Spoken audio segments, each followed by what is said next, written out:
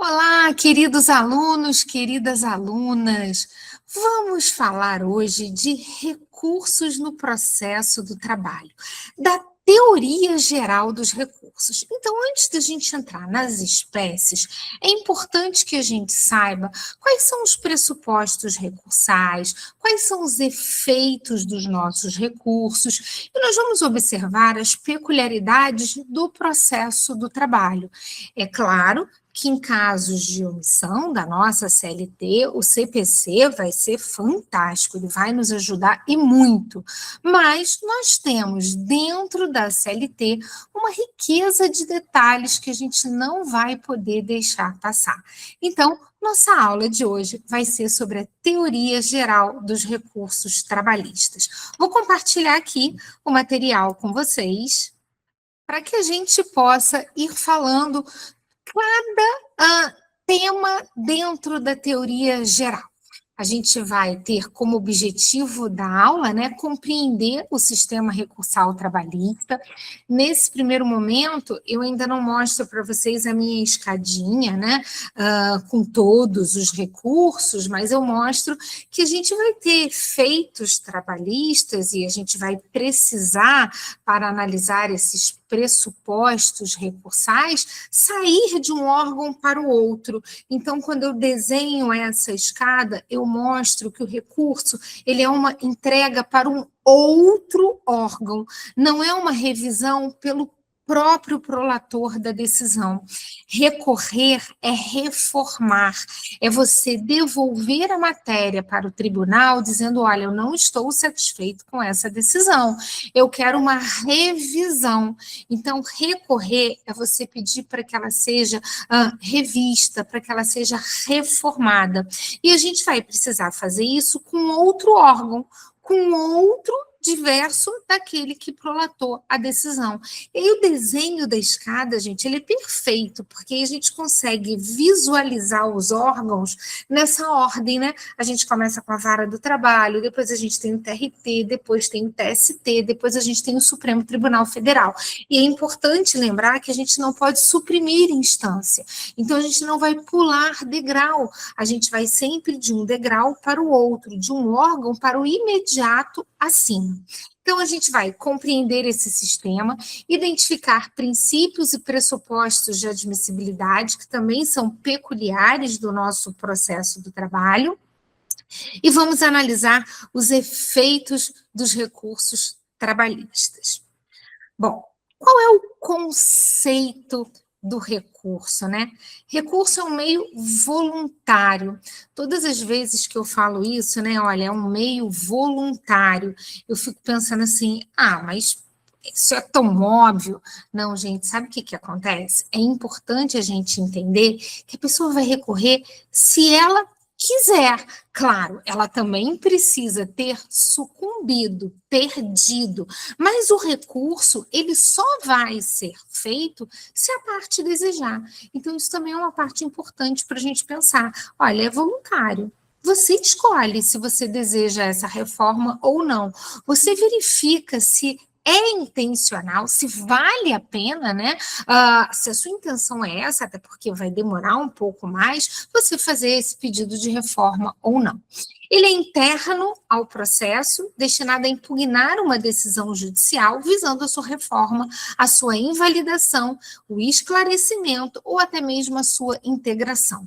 Nós vamos ter um recurso, Barbosa Moreira, no processo civil, fazer uma classificação que eu gosto muito, que é o chamado embargo de declaração, que ele diz que é um recurso atípico, porque ele é um recurso, muitas das vezes, utilizado para o esclarecimento, porque ele vai sanar omissão, contradição, obscuridade.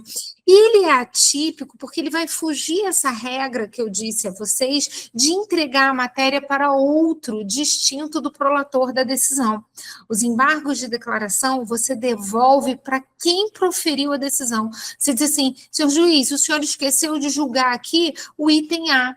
Olha, você falou uma coisa no começo, você veio dizendo que eu preenchi os requisitos necessários para que seja reconhecido um vínculo empregatício, mas na sua decisão, lá no dispositivo, você indeferiu o pedido, dizendo que faltam requisitos. Então, tem contradição. Ou até mesmo uma obscuridade, falta clareza, está nebulosa aquela decisão. Então, o recurso dos embargos de declaração, ele vem para que você peça um esclarecimento da decisão. E aí a gente vai verificar que ele é atípico por isso, porque ele não vai subir, ele não vai para outro, ele vai ficar para o próprio prolator da decisão. Natureza jurídica, vocês sabem muito bem, né? Quem aí está fazendo a pós, já pensando em concurso público, que como gostam de perguntar a natureza jurídica.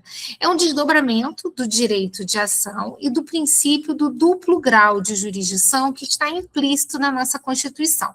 Aliás, uma coisa muito interessante, porque todo mundo fala assim, a Constituição dá a todos o direito de recorrer.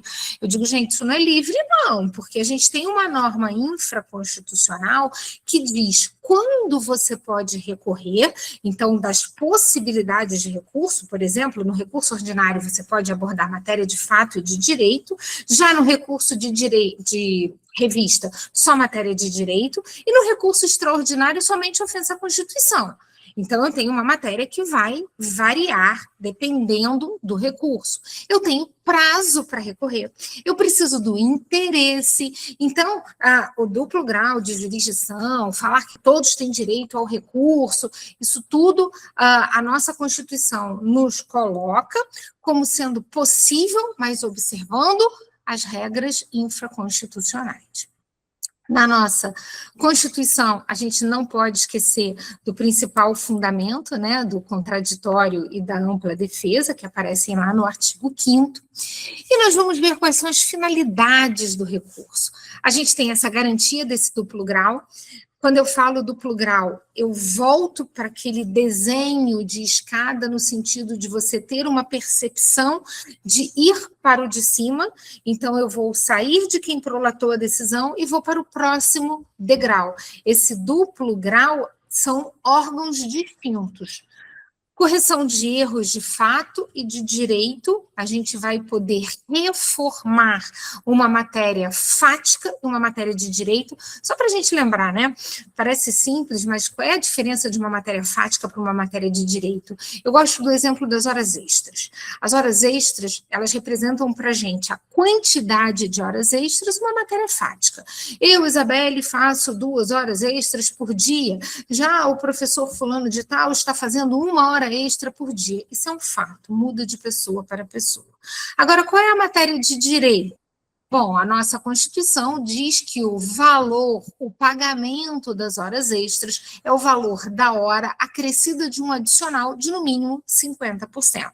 Se estivéssemos falando de advogado, se eu aqui estivesse atuando como advogada, eu iria pedir essa hora extra a 100%. Por quê? Porque esse é meu direito prescrito na minha lei. Na lei, no Estatuto do Advogado, lá está o meu adicional de 100%.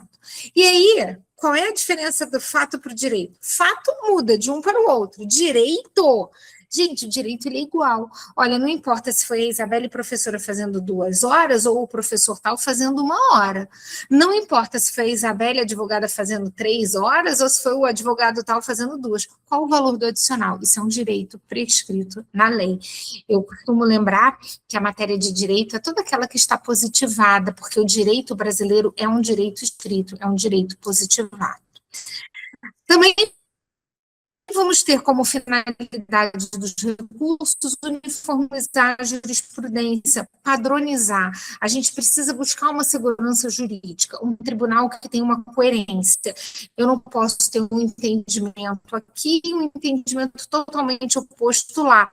Claro que eu até busco reforma para poder tentar buscar ter como resultado aquele padrão que efetivamente eu desejo, né? Mas a jurisprudência pacífica, ele precisa me mostrar qual é a linha dele de raciocínio, eu preciso observar essa coerência nesse julgar. Vamos encontrar na CLT principalmente dos artigos 893 ao 901, eu vou dar uma pincelada quais os da aula de hoje serão importantes, e no sistema recursal trabalhista específico do nosso processo do trabalho, a gente vai falar de recurso ordinário, recurso de revista, embargos de declaração, agravo de instrumento, agravo de petição, e o famoso REX, que é o recurso extraordinário. Nem todos previstos especificamente na CLT, eu vou acrescentar ainda alguns. A gente tem o agravo puro e simples, que é aquele para decisões monocráticas de tribunal, que a gente tem uma instrução normativa do TST que prevê. Também vamos ter aqui. Então, hoje eu vou falar desses pressupostos para a admissibilidade de cada um deles, o efeito de cada um deles, mas depois vocês vão estudar especificamente um por um desses recursos, como é que eles funcionam dentro do processo do trabalho.